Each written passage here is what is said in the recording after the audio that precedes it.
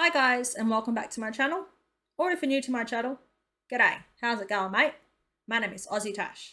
Today we're going to be reacting to and watching why there is a CIA base in the centre of Australia. I just recently found out that this base existed. I had no idea. I'm an Australian. No idea. So I'm very interested to see this video.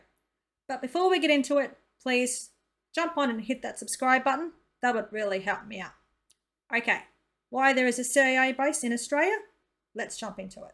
Australia is a fascinating continent. As the driest continent in the world apart from Antarctica, it's no surprise that Australia is home to the second largest desert of the inhabited Earth's continents, remaining only behind the Sahara of northern Africa in scale and scope. The Great Australian Desert spans more than a third of the continent and is larger in size than the entirety of Kazakhstan.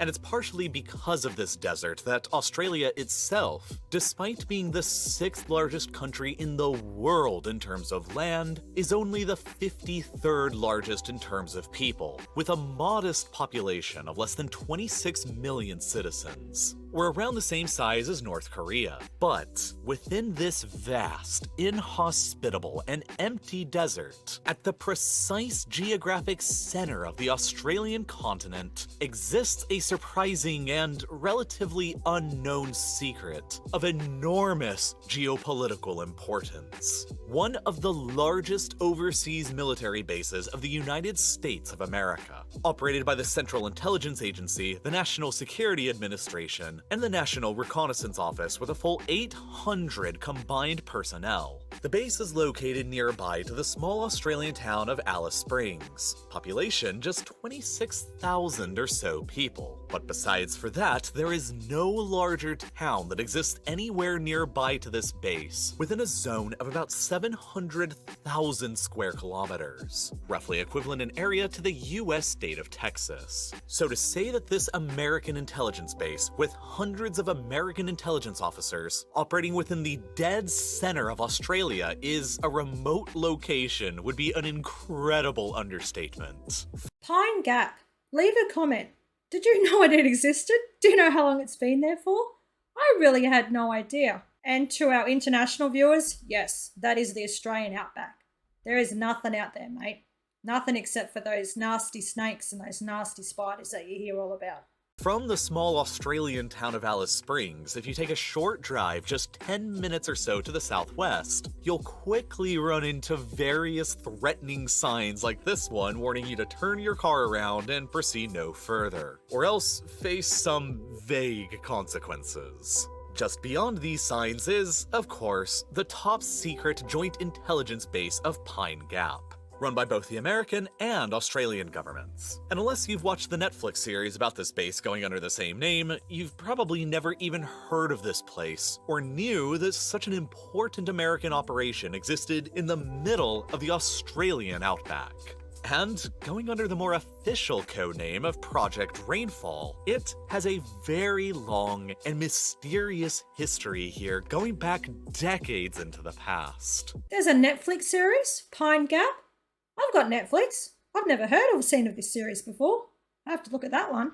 See, as the global Cold War between the United States and the Soviet Union intensified during the 1960s, both nations began sending up satellites into space. With the launching of the earliest intelligence-gathering satellites, there was a recognition that real-time command and control over these platforms were necessary, and data collection to monitor geopolitical adversaries from afar was required. An American base to operate these American intelligence and spy satellites operating over the planet's eastern hemisphere could have theoretically been constructed anywhere, but the precise geographic center of the Australian continent was chosen for a number of strategically important factors. First, the sheer isolation of such a base deep within the continental interior of Australia, more than 900 kilometers away from the nearest coastline, ensured that any potential spy ships from foreign nations passing around would be incapable of intercepting any of the signals coming down to the base from the satellites. Second, the base would be located deep within Australia, a country who is very friendly and allied towards the United States, and far away from any major Australian population centers around the coasts. Those submarines, even if they were to land on these strange shores, there's no way they're walking to Pine Gap.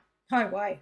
Third, and perhaps most importantly, the location where the station would be built required the base of the floor and surrounding hills to not exceed 6 degrees, at the precise coordinates of Pine Gap's location in the center of Australia at latitude 23.8 degrees south and longitude 133.74 degrees east. The ability would be gained to allow for high connectivity with satellites stationed as far as 60 degrees east and as far east as 153 degrees west, effectively covering the entirety of China, North Korea, the Indian subcontinent, and a significant portion of the then Soviet Union. In short, it was a very logically chosen location to construct a satellite intelligence base at. And as a result, by late 1966, the American and Australian governments signed a treaty calling for the creation of a U.S. satellite surveillance base in Australia, which eventually became the modern Pine Gap, where operations began in 1970 with the relocation of hundreds of American families to the center of the outback. But there was another, larger intelligence alliance at work here that led to the creation of the base as well. Known as the Five Eyes, this is an intelligence alliance of the 5 major English-speaking democracies around the world of the United States, United Kingdom, Canada, Australia, and New Zealand. Created during the fires of the Second World War and expanded during the Cold War, this alliance structure enables all member states' intelligence agencies to easily cooperate with each other and share all of their worldwide data. Hold on, this Pine Gap's been there since 1970 and collapsed with all these other countries? That's pretty cool, eh? That's really, really cool.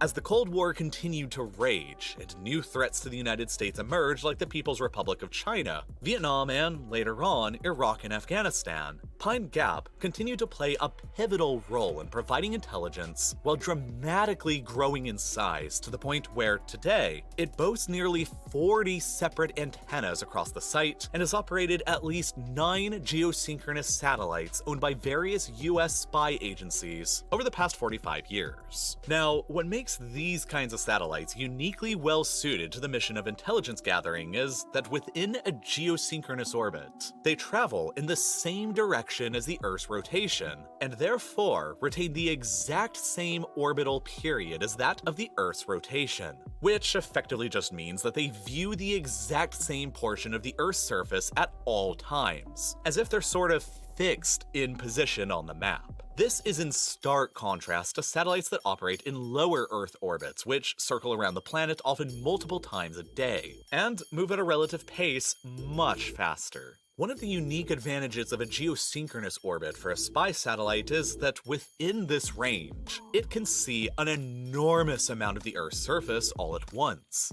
In fact, if you were to go and do all the math and run the calculations for this, it turns out to be just a tad bit less than half of the Earth's entire surface. This, of course, makes it incredibly easy for the spy satellite above to gather a vast amount of information from a very large area beneath it. And so today, there are 3 of these types of geosynchronous spy satellites known to be operated from Pine Gap, all at the same line of latitude. Orion 5 above the western Indian Ocean, Orion 7 at the western tip of the Indonesian island of Sumatra, and Orion 3 just west of the Indonesian island of Sulawesi. So Pine Gap is an international spy satellite station run by the CIA. That's really, really cool. I had no idea that this thing existed and what its actual capabilities were. Each of these 3 geosynchronous satellites sit at an altitude of about 36,000 kilometers above the Earth's surface at these precise coordinates. constellations, and they each collect an incredibly wide range of electronic signals from the Earth's surface beneath them, like radio communications, radar emissions, microwave transmissions, missile telemetry, satellite and cell phone transmissions, and even more. These 3 satellites effectively grant American intelligence agencies, and therefore the intelligence of all the Five Eyes member states, an incredible degree of satellite coverage across every single area of modern U.S. critical strategic concern. From Western Africa, across the Middle East, Ukraine, Russia, Iran, Afghanistan, China, and North Korea. More than half of the Earth's surface outside of the polar regions. Once data from these regions is received by the satellites, their information is relayed via a signal back to the Pine Gap base in the center of Australia, and then disseminated from there towards the various intelligence agencies of the Five Eyes member states, like the American CIA and British MI6. And while controversial at times, the American intelligence capabilities that are granted by satellite sites around the world like Pine Gap are unmatched by any other intelligence agency in the world. All right, Pine Gap, the CIA base located in the centre, like the dead set centre of Australia. That was interesting stuff. I really had no idea it existed or what it did. Leave a comment. Do you know anyone that's worked there? Any pictures from in there? What do you think they do there? I'm very intrigued to learn more about this. Okay, that was the video for today. I hope you enjoyed it. I know I did. If you did, smash the like button, leave a comment, and please remember to subscribe. That helps me out heaps.